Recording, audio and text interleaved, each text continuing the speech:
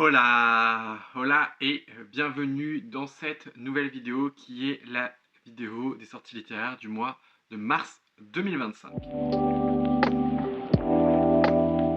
Vous l'aurez vu dans le titre et avec un petit peu de retard ce mois-ci parce qu'elle sort le 9 mars, mais ça me tenait à cœur quand même de la faire parce que j'adore tourner cette vidéo même si ça demande énormément de travail. On se retrouve pour la traditionnelle vidéo des sorties littéraires du mois de mars. Je vous préviens que je ne sais pas s'il y en aura une en avril parce que j'ai repris le travail plus tôt que prévu et j'avoue que là j'ai repris le travail avec une semaine d'avance et que normalement tout aurait dû bien se goupiller mais que finalement la vie m'a roulé dessus, donc voilà, elle sort maintenant. Il y a quelques titres qui sont déjà parus, donc vous pourrez courir directement en librairie les acheter. Il n'y a pas d'édition collector de fou que je présente, donc en soi, voilà. J'ai un petit peu plus restreint par rapport à d'habitude en ne présentant vraiment ce qui me fait très envie. Comme d'habitude, je présente avant tout des titres qu'on ne voit pas tourner sur les réseaux sociaux, donc notamment des petites ME indépendantes ou des petits romans auto-édités, parce que j'en ai quelques-uns ce mois-ci. Alors bien entendu, il y a quelques grosses ME dans ma sélection, mais j'ai restreint, nous sommes sur 16 présentations je crois, à peu près. J'ai mélangé les poches et les grands formats cette fois-ci. Je pense qu'à terme, je retirerai plus ou moins les poches parce que en fait à chaque fois ça rajoute du contenu et je ne sais pas trop si ça vous intéresse ou pas que je vous présente les formats poches. Moi je sais que ça m'intéresse aussi parce que il y a des titres que je souhaite acquérir plus ou moins en poche et pour le question de budget. Sur ce, on va commencer tout de suite sans tarder. J'espère que vous avez pris de quoi vous hydrater. Moi, je remets mes lunettes parce qu'il va falloir que je lise. J'ai mon petit téléphone anti-sèche avec toutes les infos. Comme d'habitude, je vous mets les slides juste ici. Je vais peut-être un petit peu me décaler. Juste ici. On commence tout de suite avec une sortie qui est déjà parue parce qu'elle est sortie le 4 mars. C'est Entre nous, la rivière de Alexiane Delis, qui est un roman de chez Plume Blanche. On présente pas énormément ici sur cette chaîne parce que je ne vois pas forcément plus passer et c'est pas forcément des titres qui m'intriguent moi. Mais il y avait pour mots-clés. Et je le répète, je ne sais pas si vous êtes habitué ici, mais ici je parle surtout en mots-clés. Quelques phrases du résumé parce que des fois c'est un peu percutant et tout. Mais je ne fais pas un réel résumé des livres parce que je ne lis rarement les résumés. Je fais plus confiance à mon feeling. Alors évidemment pour cette vidéo je lis tous les résumés d'énormément de livres. Je pense que là, il y avait encore quasi 600 titres et que j'ai dû lire au moins une bonne centaine de titres parce que en fait, je présélectionne avec les couvertures et c'est horrible ce que je fais, mais je présélectionne avec les couvertures.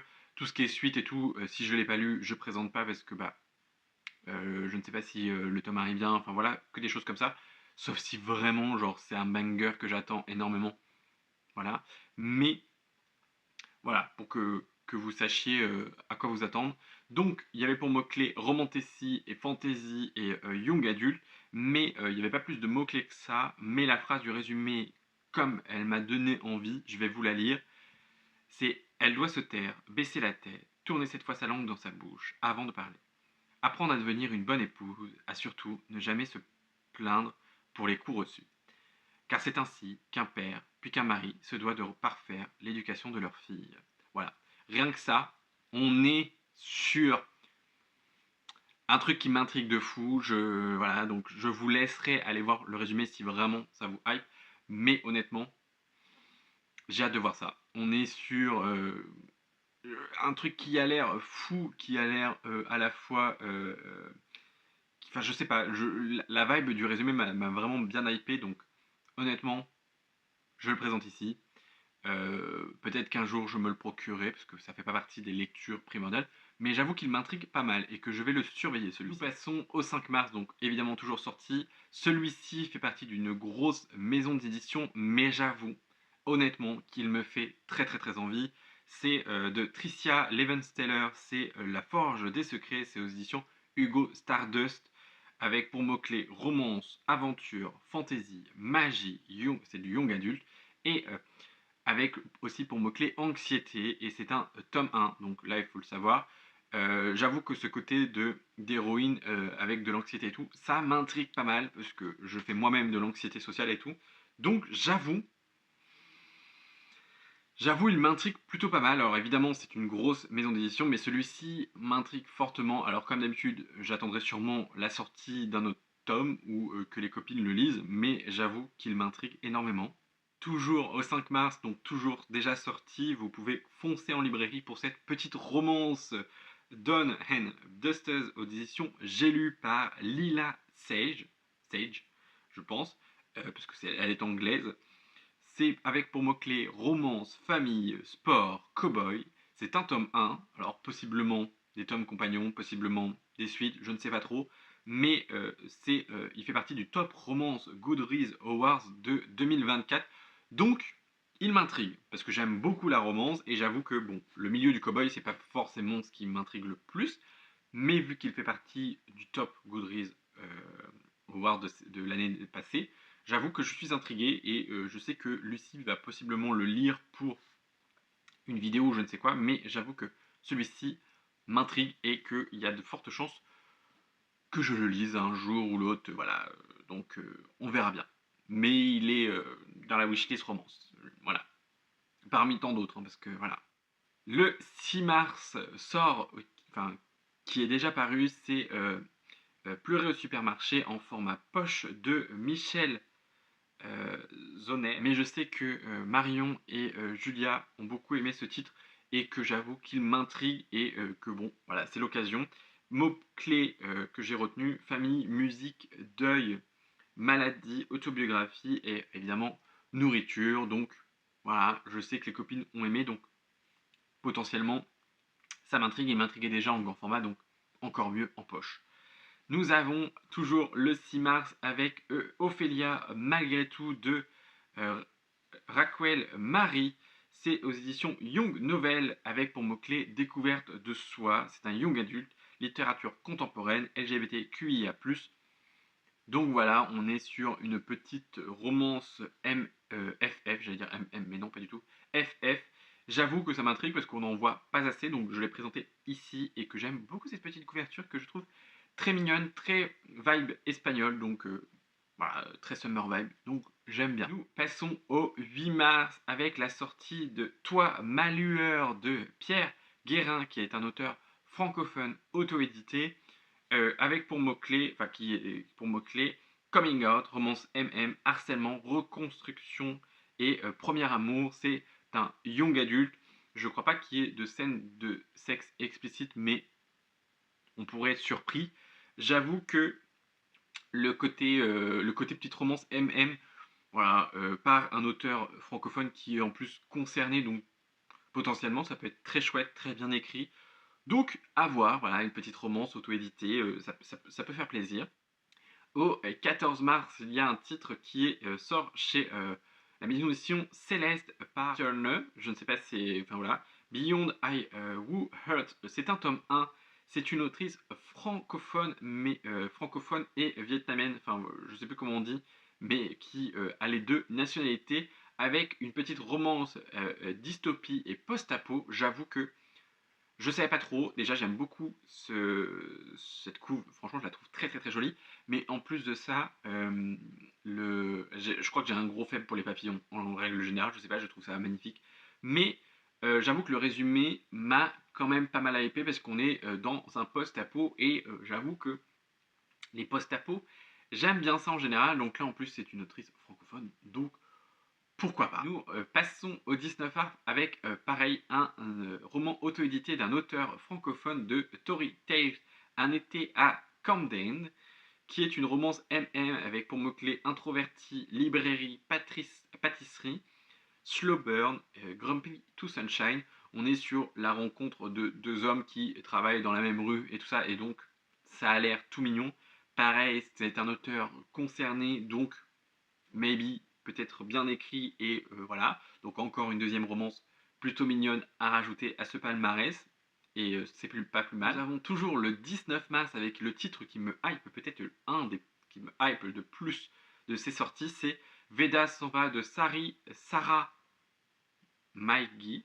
Aux éditions Albin Michel, c'est Story, il me semble, avec une autrice francophone du young adulte, avec pour mots-clés drag king, identité queer et drag culture. Et si vous me connaissez un tout petit peu, j'aime beaucoup le milieu du drag et j'ai très très très envie de découvrir. On est sur possiblement une petite romance FF, découverte de soi, découverte de sa sexualité et le monde du drag. Donc j'ai très très très très envie. Je pense que vous l'avez compris. Donc peut-être, maybe, je me le procurerai assez rapidement. Je ne sais pas si je le procurerai à sa sortie. Je l'ai demandé à la maison d'édition, mais maybe je le reçois ou peut-être pas. Donc, mais je pense début avril, il y a moyen que je le prenne.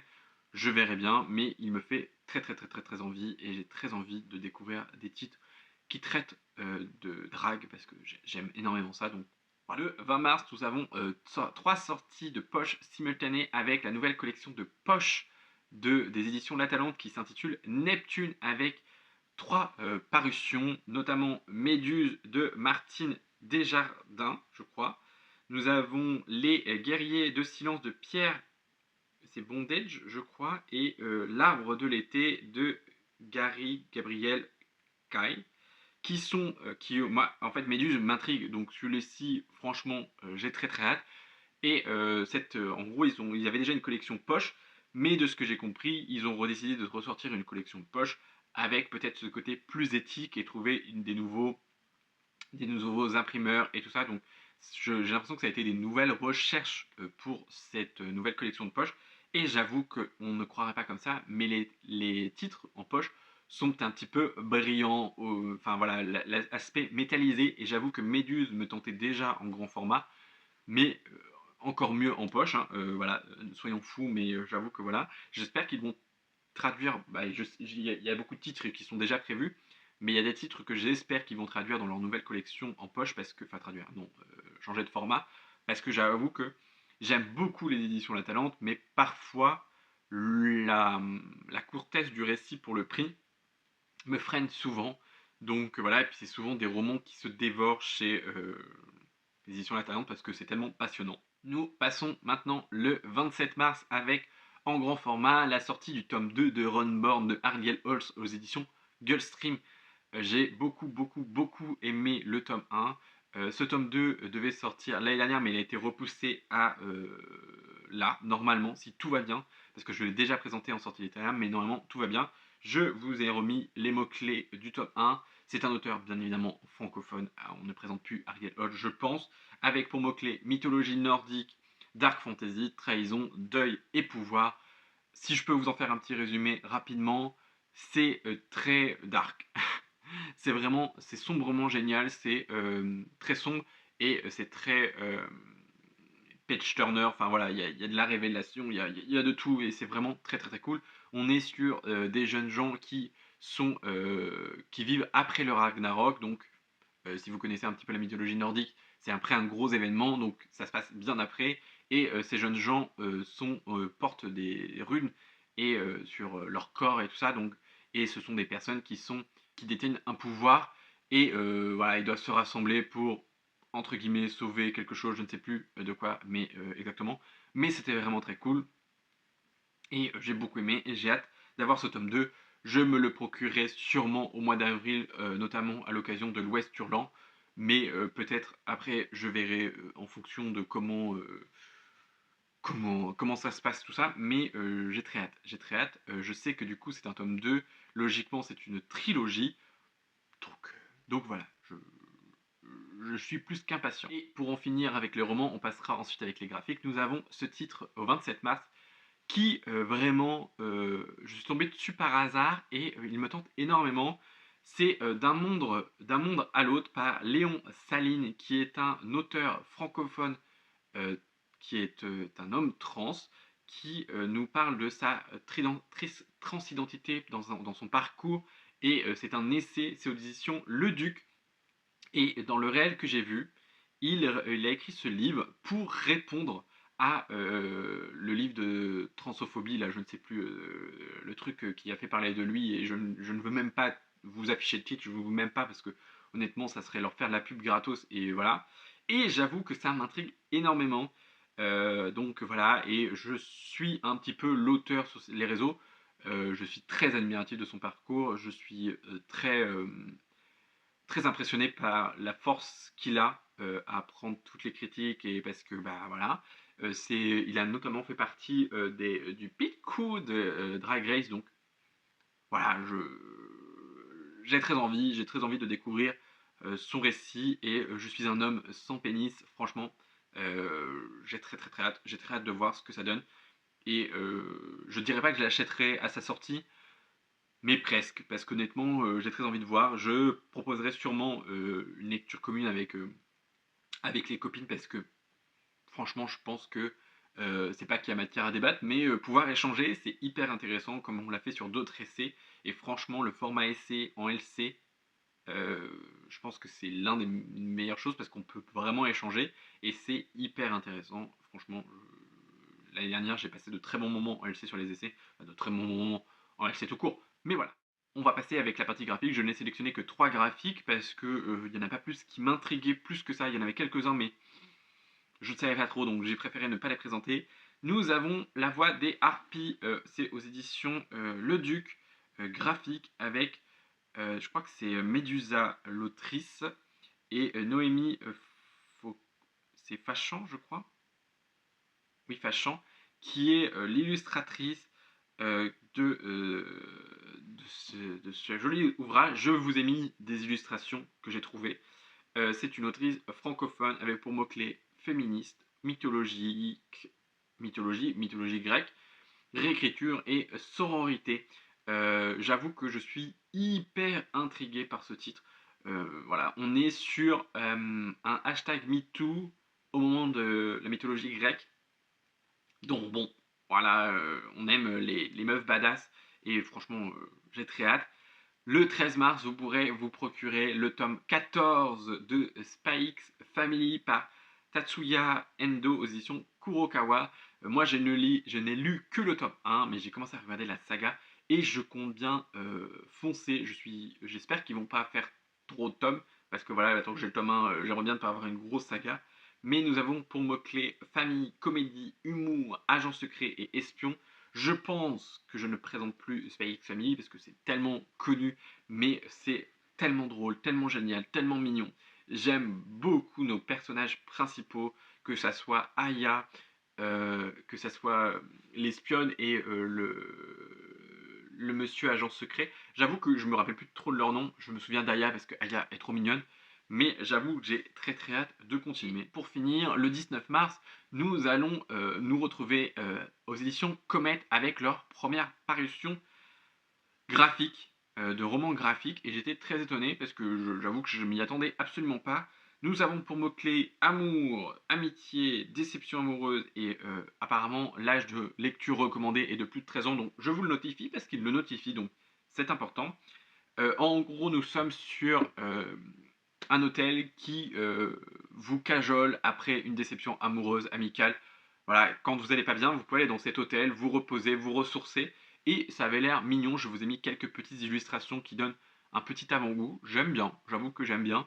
Je ne suis pas déçu du truc. Et donc voilà, c'en est tout enfin pour cette vidéo des sorties littéraires. J'espère qu'elle vous aura plu. Dites-moi dans les commentaires s'il y a des titres qui vous intéressent, s'il y a des titres que vous avez découverts, s'il y a des titres que je dois absolument mettre en wishlist, que je n'ai pas vu passer ou que je n'ai pas sélectionné, parce que ça ne veut pas dire que je les ai pas sélectionnés. C'est parce que voilà, des fois, les grosses ME, je les présente pas forcément parce que je ne sais pas si le titre m'intrigue suffisamment. Mais voilà. En tout cas, comme d'habitude, n'hésitez pas à liker, à commenter, à vous abonner si ce n'est pas encore fait, parce que ça fait toujours plaisir. On se retrouve très bientôt dans une nouvelle vidéo. Prenez soin de vous, c'est important. Bye!